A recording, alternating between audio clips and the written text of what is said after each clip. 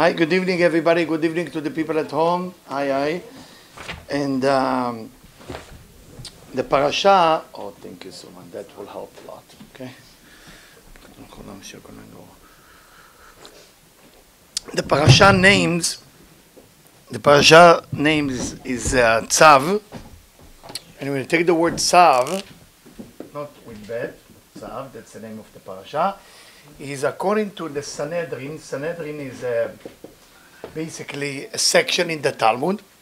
It says that Tzav, the name of the parasha, meaning Avodah Zarah, meaning idol worshipping. And of course we have to address the concept, of course we have to address the idea of what does that mean Avodah Zarah, what does that mean idol worshipping. We need to have an understanding. What is actually idol worshipping? This is a very important point. And most people think of idol worshipping as an item that you look up to, that you believe in something, and that's it. But for some reason, in Hebrew, it's called zara, foreigner, or strange. That's what the word zara means, avodah zara, idol worshipping. But the word is in here, zar. Zar means strange, or out, or outsider. What does that mean? A lot of time, person gets stuck into the idea that the fulfillment coming from an external forces, money, power, beauty, a joy that come from external forces, and for that reason, it's called zar. What does it mean, zar? It's something that doesn't come from within. And we know, we talk about it many times, that success come in different type of form. There is success that come because I achieve a certain goal. And there is another level of success, which of course is much more difficult one, is when I overcome something. And the second one, most people fail in it. Most people make it in achieving a goal. How much money I'm going to make, where I'm going to date, who I'm going to take, what I'm going to eat. It's all about achieving. But true success is what you overcome. Overcoming your anger, overcoming your sadness, overcoming your impatience. And for that reason, the parasha of Tzav, the Sanhedrin, the Talmud and the Sanhedrin is teaching us, it's Avodah Zarah. Now, if you translate the word Tzav in Hebrew, what are you going to get? Command. I command you. Metzaveh otcha. I'm command you to do a certain thing. And when we look at the entire parasha, it's talking about korbanot, olah, tamid, different sacrifice. Now, when we look at the word korban, it's something we need to remember tonight, please. That's how you write korban. Within the word korban, you have the word krav. Krav means fight. What are you fighting? You're fighting this. What is that? That's called nefilah. The nun is for falling. Similar to the same words in Hebrew. Fall, to fall, nofel. It's just similar things in Hebrew. So the Kabbalah is teaching us that in that time when they sacrifice some animal to all the animal lovers, so the way they sacrifice the animal, that was different type of korban. And of course the mizbeach, I don't need to tell you, I think I already told you that. When you take the word, we write it, let's say like that, we get malchut, ve'eranpin, we get bina and chokhmah, right? That's what we have here. So we basically, those of you who know a little Kabbalah, study with me a little bit for a while. Malchut is the lowest level of our awareness. Malchut, the kingdom where we live, the physicality. And we're climbing all the way to Chokhmah, which is the highest level. So the entire Mizbeach is basically to elevate our awareness, our consciousness. What does that even mean? I mean, it sounds good, it will sell well, but what does that mean, elevating my consciousness, elevating my awareness? When I'm only aware of the me, there's only me, my money, my need, my diet, my warmth, my coat, my jacket, my scarf. Everything that I'm aware about me, I'm stuck in malchut. When a person starts to elevate themselves, and actually the word is perfect, to elevate. What does that mean, to elevate? It's like an helicopter you have outside, helicopter, something happened, I guess. You elevate, what happened? Your view, your POV is much bigger. When you're stuck into your own need, unfortunately, your desire is too little. People who make $70 million sound like, ooh, ha, ha, ha, I made some money. But what were you thinking while you make that money? What was your drive? Me, unfortunately, that money will bring you misery. Has to. But if you change in English, right, if you take the me, right, and you change it into we, okay, very similar, same letter, not a big deal of a change, things start to change in your life because you no longer think in me. Unfortunately, this type of words, whoever listen at home, this type of words bother exactly the people who think about me.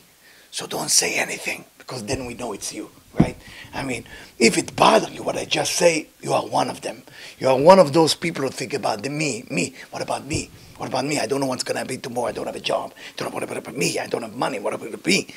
But when a person jumping to the we is no longer, or she's no longer thinking about that concept called Malchut. So the entire of the parasha, we think we're going to read about the Kohanim and how they sacrifice the animal. It's a nice story in the level of Pshat, but I told you 1,000 times.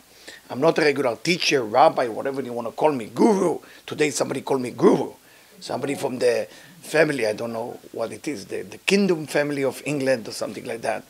Guru. So I'm not a guru, I'm a rabbi, but I'm a Kabbalist, so I don't know what I am. But my idea is to allow people to understand Hashem, to understand God, to understand the Torah from a deeper meaning. Because if God wrote a Torah, and we want to believe God wrote the Torah, we want to believe that there is another level of truth, not just some story about sacrifice of animal. For that reason, I'm giving you this introduction so you just know what you're getting into. And remember, tonight I promise you that we're going to talk about a very important subject. Okay? We said we're going to talk about Ratzon. We're going to talk about desire. And we're going to talk about how to increase your desire. The question is, what is a desire, right? I mean, so when we say Ratzon, this is how you write desire in Hebrew. Same word of Tzino, pipe. Same letter as Tzino, which means pipe. So the question is, are you a pipe or are you a receiver? If you are only busy with that, not going to work. If you change the Ratzon to Tzino, which is pipe, which is we, a lot of things change. And I would like to read to you directly from the Zohar, verse 50. Let's see if we can relate that to our life. Maybe not, maybe yes. But let's try. Let's see where it's taking us, okay? It says like that. ועוד יש לפרש, in this week parasha, that's what it's written. אש תמיד תוקד על המזבח. It will be a fire that always the flame will be remain on top of the altar. זוהי התורה שנקראת אש. This is the study of the Torah that we call it fire. Now why, what is the study of the Torah?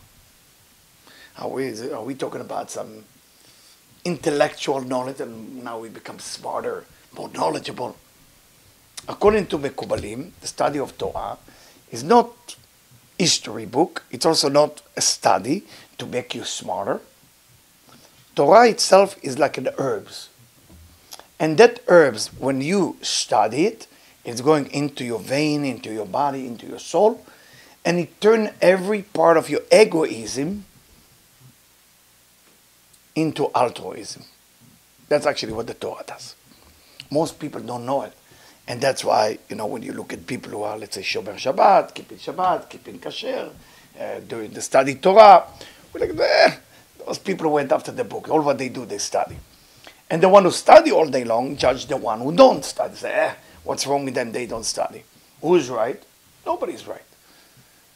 If the one who studied the Torah will do a good job, it will be nobody to make fun of. The one who studied failed. We failed. Otherwise, everybody will be into it. Well, what am I doing here? Just giving you a lecture. I have other things to do. I mean, I'd like to have a soup right now.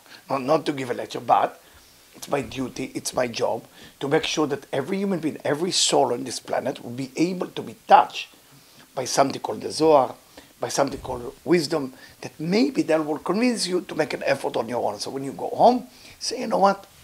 I'm going to open a book myself. I want to use that herbs to make me a better person.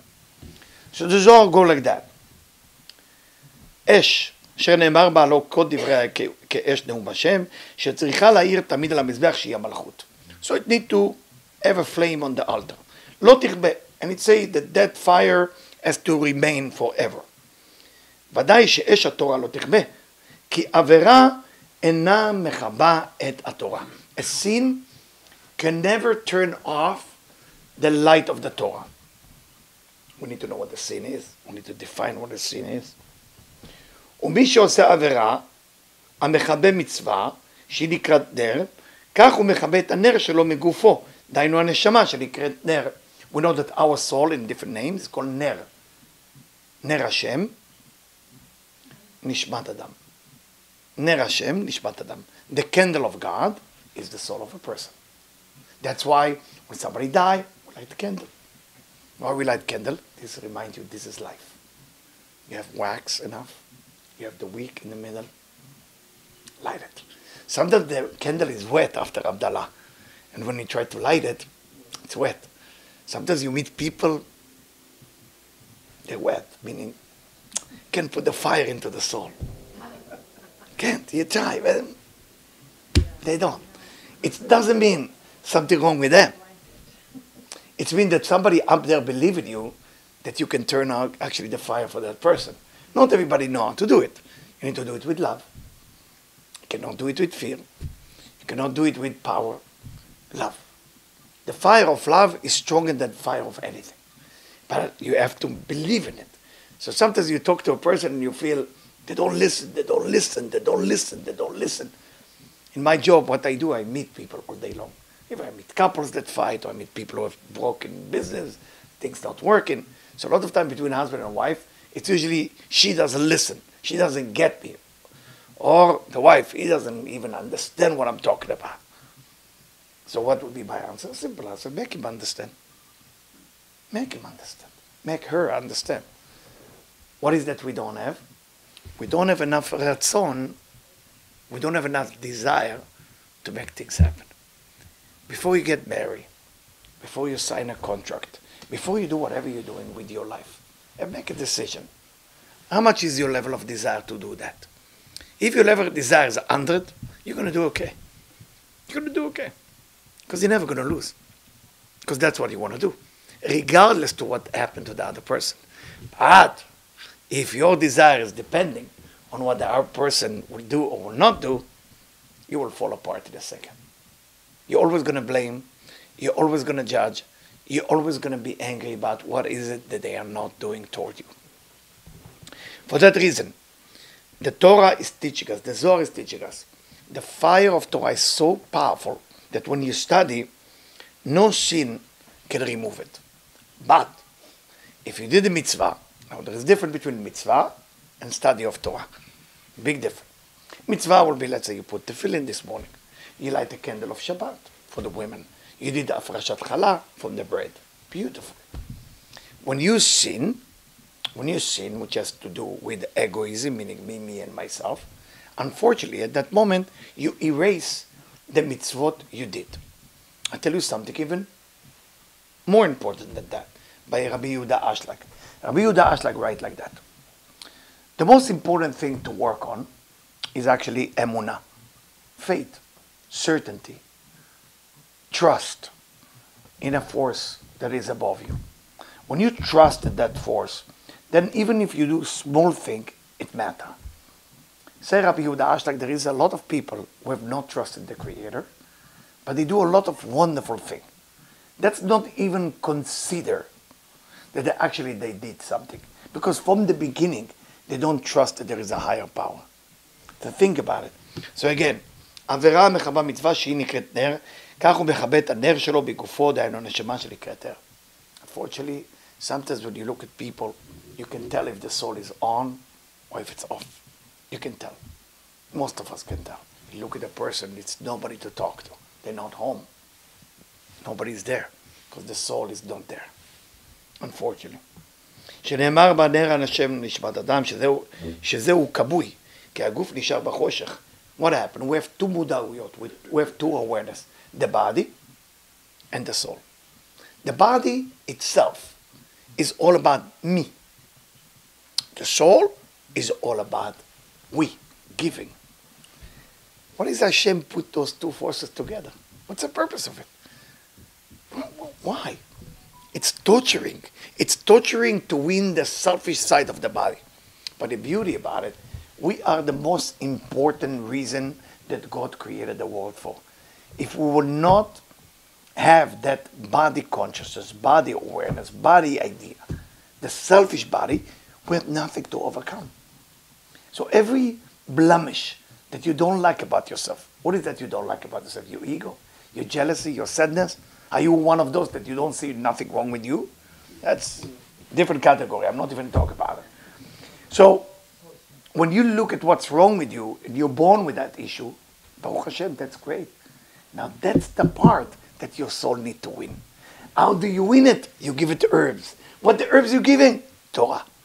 Don't give Torah with, I know more now, I know another page. That's not the purpose. The purpose of Torah is the herbs to allowing the soul to win the body. Remember that. Now what is the mitzvah? The mitzvah keep you going. It's the candle that keep you going. Ner Hashem nishmat adam. This is how we see everything. This is how we know the difference between good and bad. Every time you do mitzvah, you become more clear about things. That's what the mitzvah. But it's all about averot and mitzvot. If a person doing the wrong thing, if I like to steal money from people, jacket from people, things with people, sometimes I even steal not money. I can steal opinion. We had a great meeting today with many families, and we are having the 6 hours meeting, and we're sitting there. So the gentleman who brought me there asked me to read the situation. So I said, okay, I will read it to you. I said to him, in the end of this meeting, the man lady there will ask you for money. And he started laughing. He know me, he trusts me for a long time. And I left. I went to another meeting. So he said, Eliyahu, so far the meeting going pretty well. It looked like big investment. Everything is going well. And then just before, that's why I kept laughing. So he called me and said, oh my God, you're right. She need me to give her right now $200,000. So, well, I mean, if it's a good deal, it's a good deal. If 200,000 give you birth for 400,000, it's not a bad deal. 200, you give, you get 400. Mazel tov, you make a deal. It's not negative or positive. Just understand who's in front of you, who you're dealing with. And it's all about having clarity. Mitzvot give you clarity.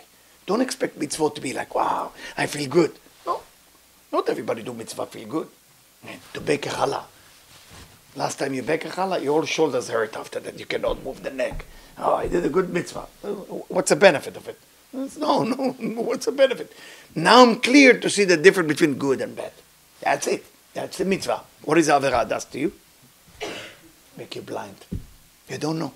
So your choices seem right, 20 years later seem wrong.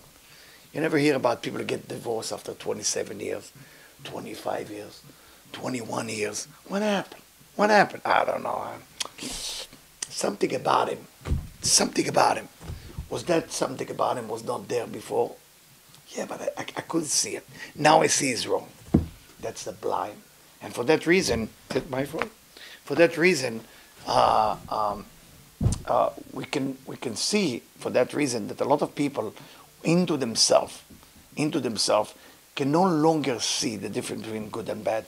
And for that reason, הרצונות שלהם, their desire, what they hope to have in life, is always about how can I get out of problem. Give you another example, and it's a good story also. Today I did a coaching for a gentleman who a famous guy who does podcasts. Okay? So I'm giving him some idea. So he always tell me that he doesn't have enough money, And I told him I cannot coach him anymore if he talk like that. Because he will not be able to give podcasts with all the famous people in the world because it's wrong for you always to think you don't have money. I said, now you're going to tell me about your success. That's all what I want to know about. You tell me or I'm out of this call. So, okay.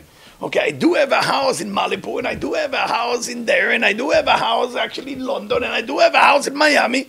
I said, that's pretty good. But I don't have cash. I said, you just count $85 million and you don't have cash. That's not so bad. Not so bad.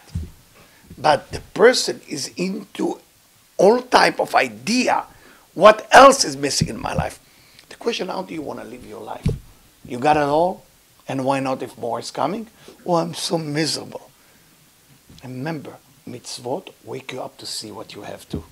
Averot always will make you feel, I don't have enough. Gotta lose some weight, nothing work.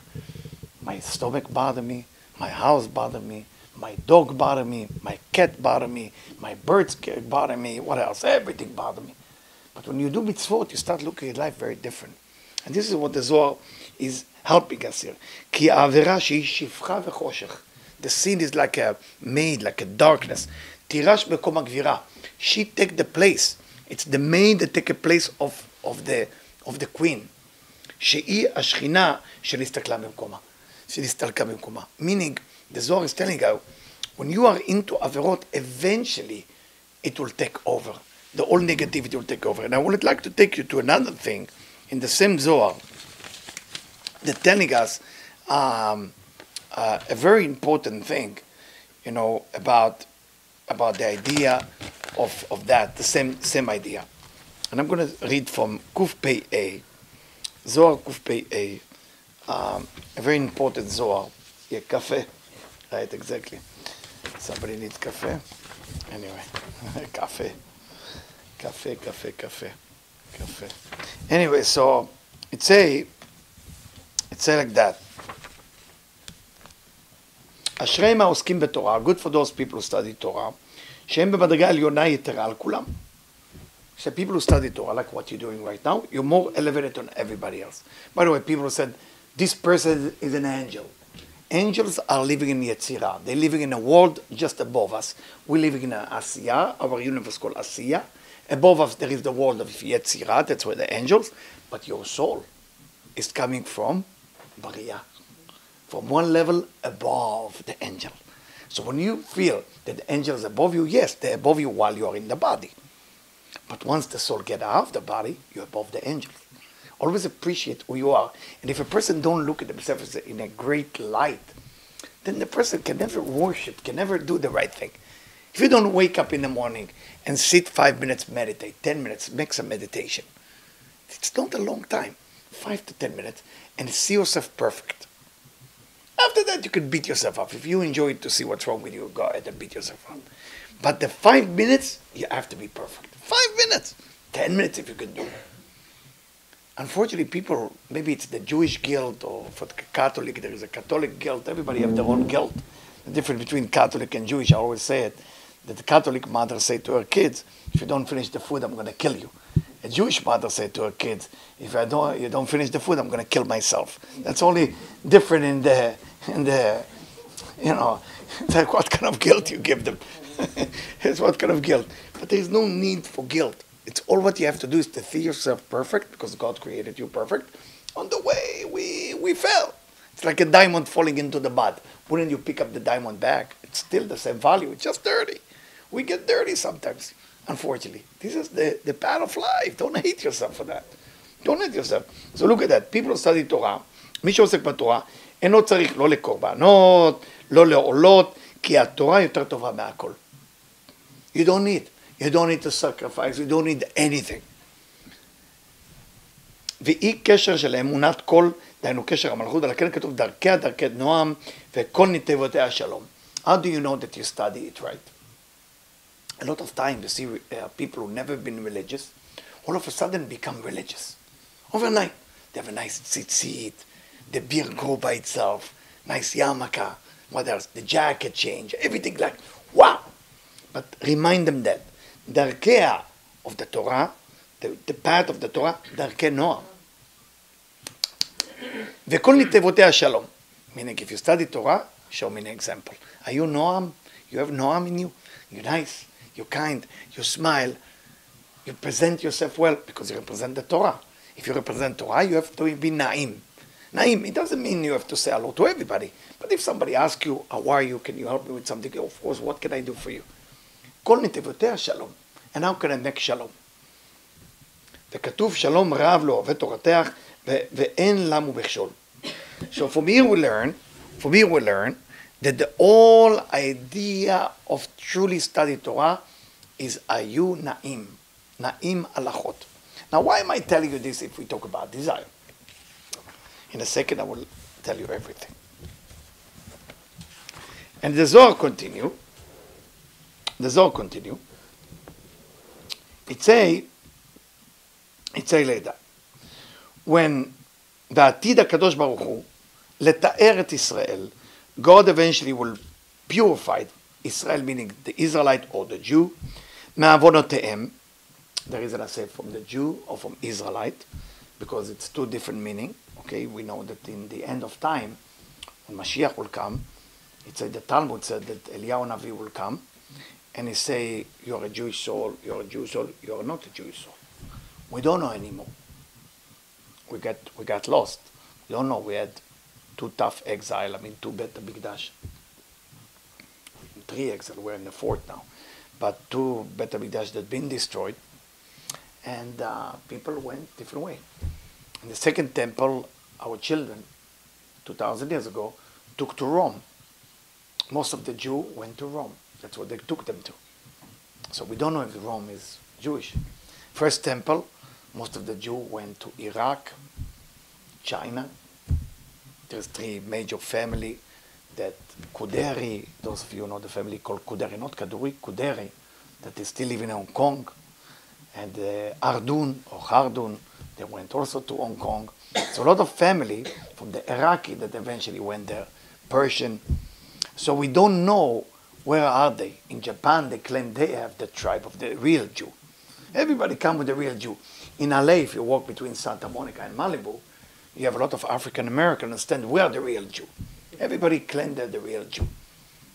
I always want to tell them, but they look scary, that if you are the real Jew, maybe you want to talk about the 613 mitzvot, because being a Jew is not a fun thing. Who would like to keep saying 13 mitzvot? You know, it's like somebody come to convert, and they find out that the rabbi pushed them out the door. Say, you don't want to be a Jew. So from time to time, few rabbis invite me to be the witness of somebody who get convert.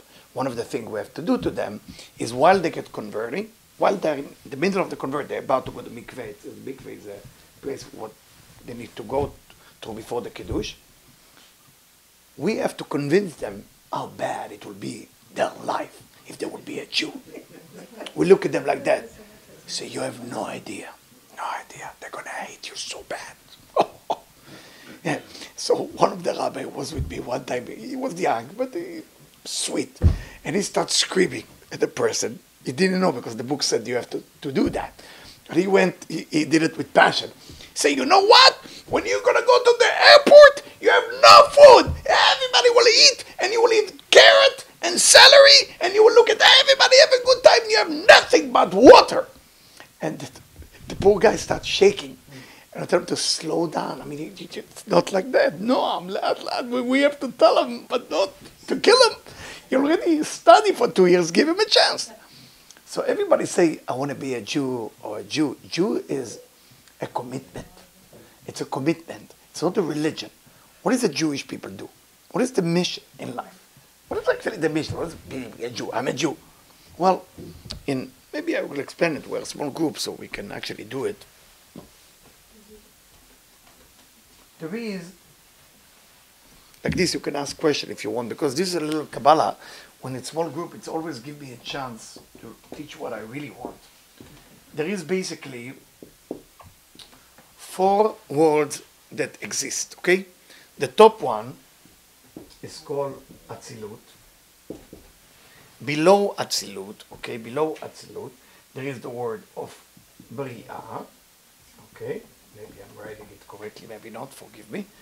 Here, Yetzirah, okay? And here, Asiya.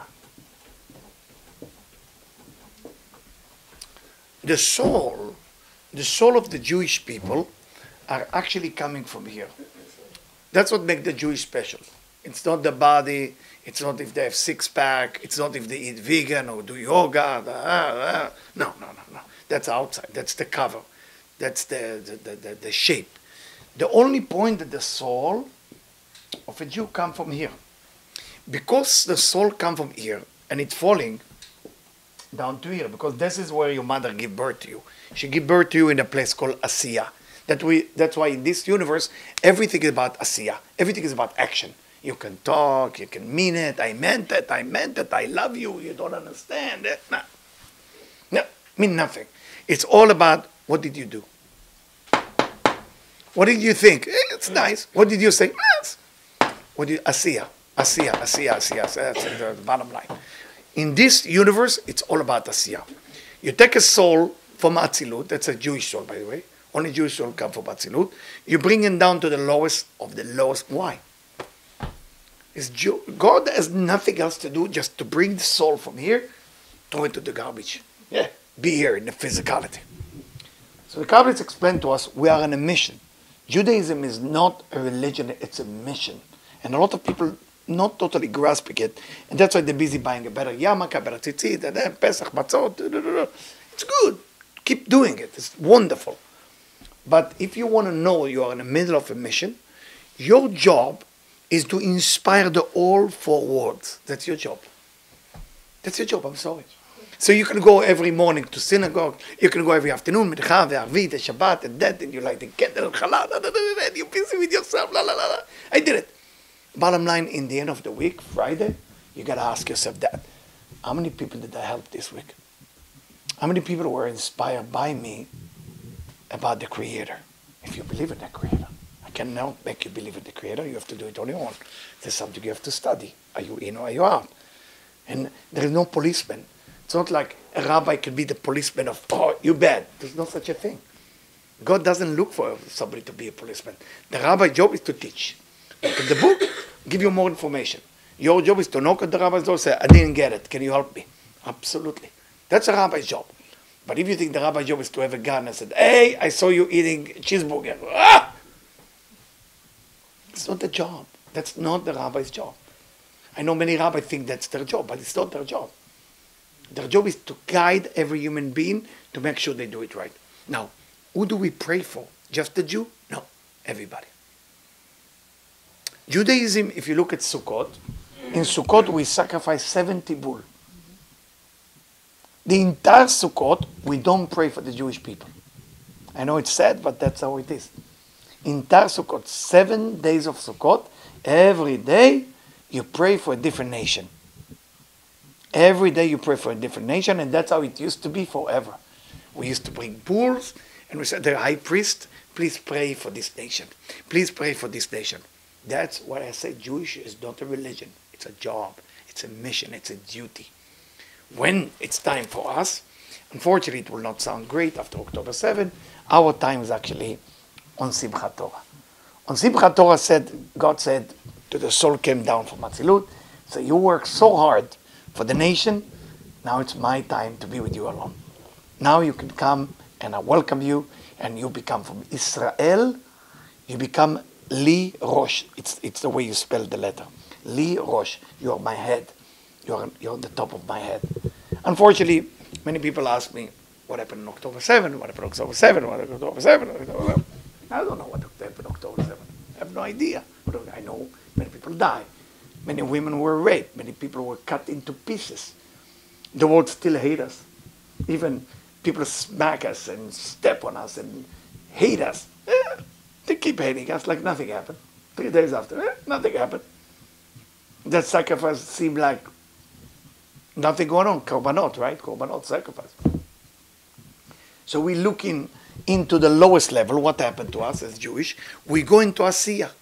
And when we fall into Asiya, we start looking for judgment over whatever has been done to us.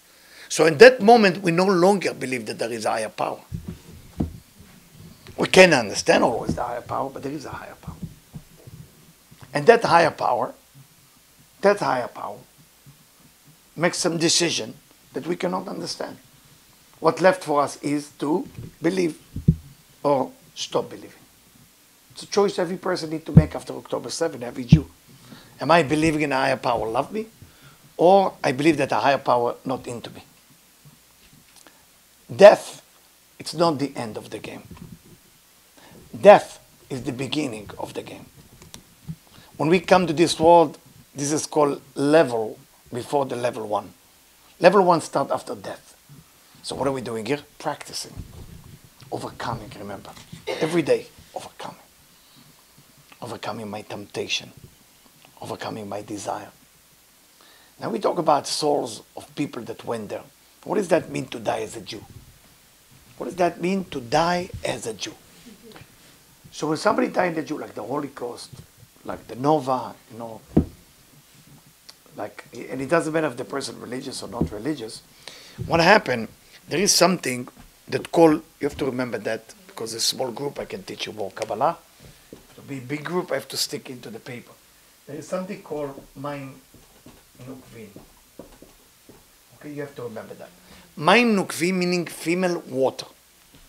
Female water, in Kabbalah, it's energy that goes from below to above. Male water, Maim Duchrin. Maim Duchrin meaning things that go from above to below. So when Hashem, the Creator, give you a gift, give you a different thing, it's called Maim Duchrin. It's coming from above to below. Endless.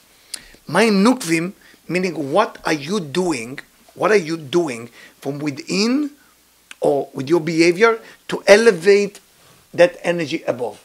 Unfortunately, and it sounds terrible to say, but it's a fact, it's not a maybe by Kabbalah, when a Jewish soul die for being a Jew, okay, you have to remember that.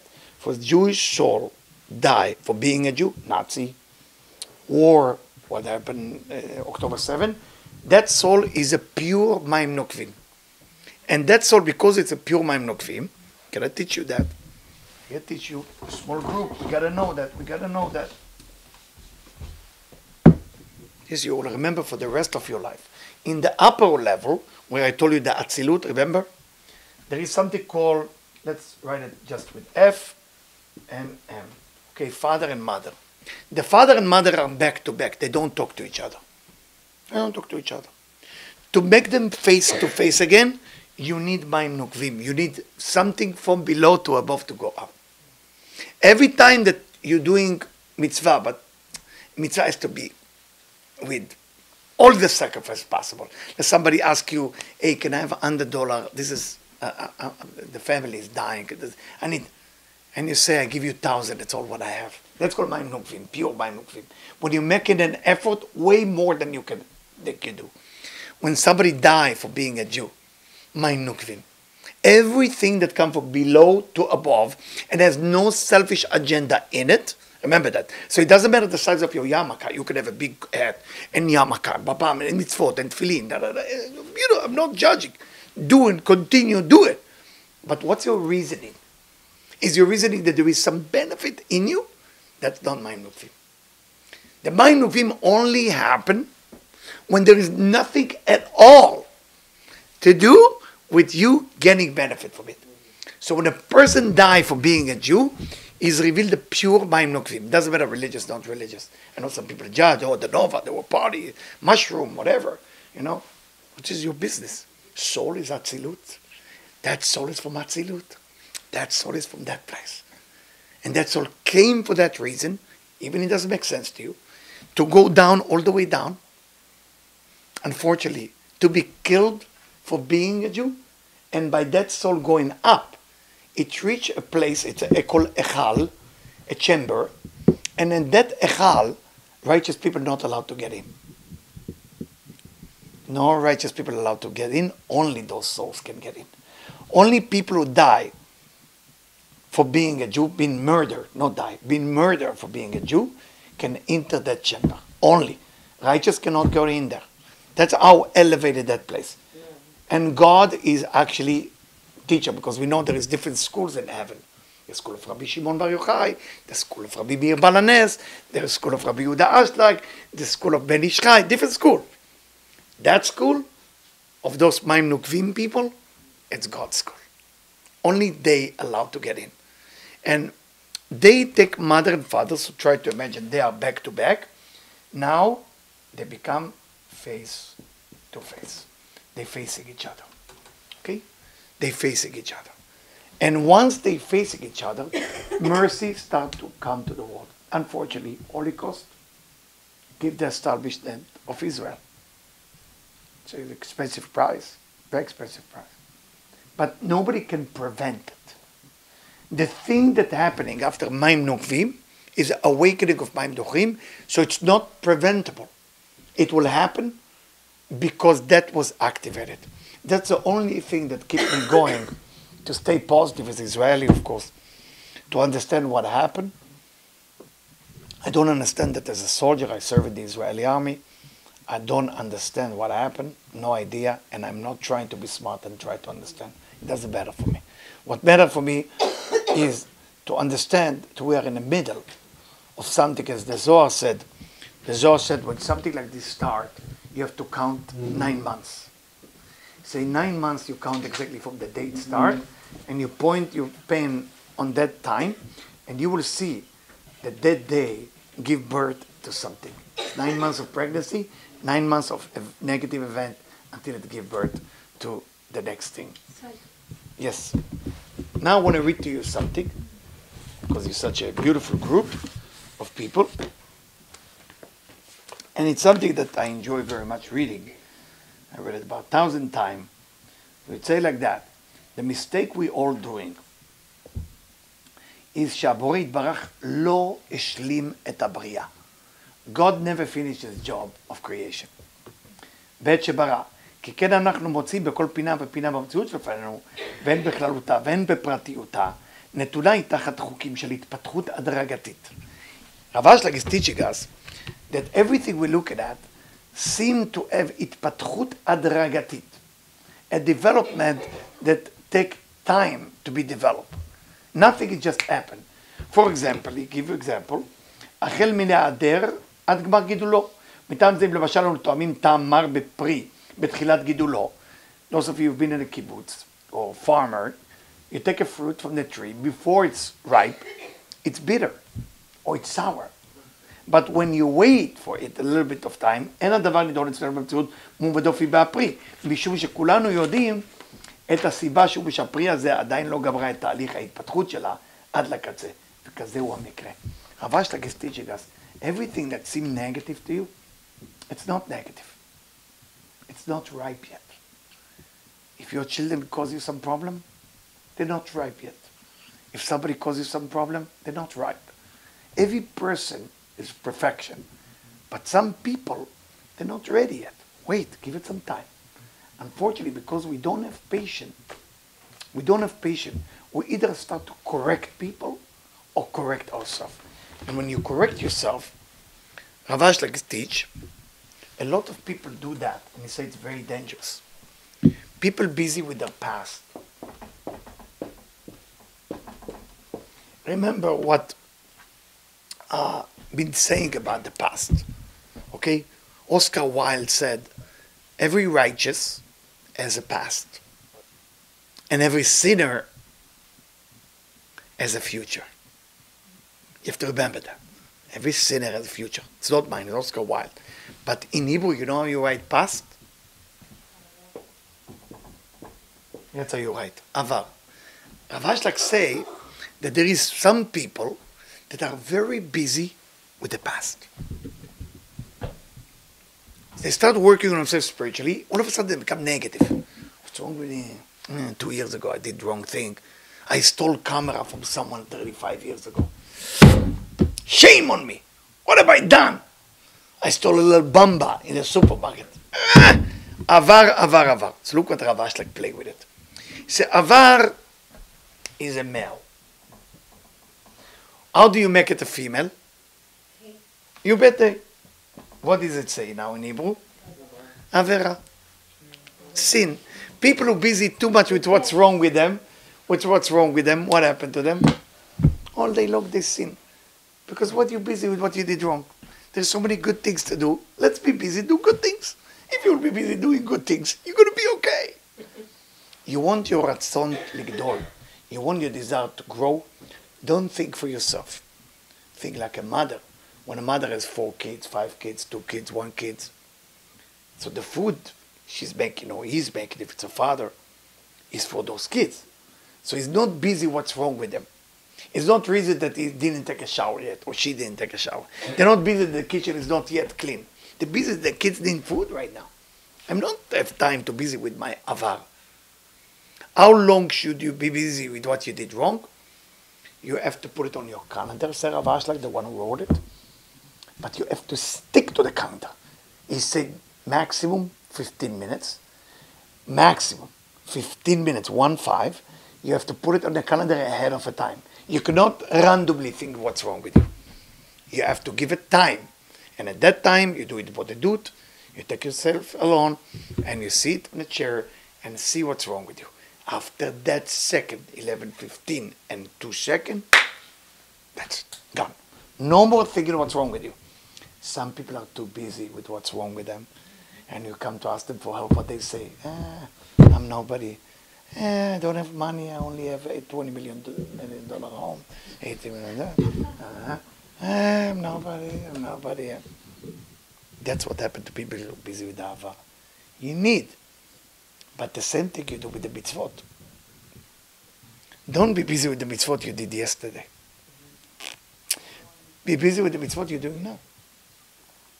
You're going to go upstairs right now, there's, I'm sure, delicious food. You should do a blessing. If you don't know what the blessing, ask around, they will help you. But you do the blessing. Why you do the blessing? To thank God, He doesn't need your thank you, He's big. He doesn't need your thank you. That's what you do the blessing for. Your soul needs the mitzvah of clarity. So when you do the blessing, you want to have clarity about something. And you not have clarity. Now do the blessing and meditate on the area of you have lack of clarity. Now you know what you're doing. Guys, I've been told by the people at home and by Debbie that this is it. So enjoy the meal upstairs and thank you so much for coming. I appreciate it. Thank you. Toda rabah.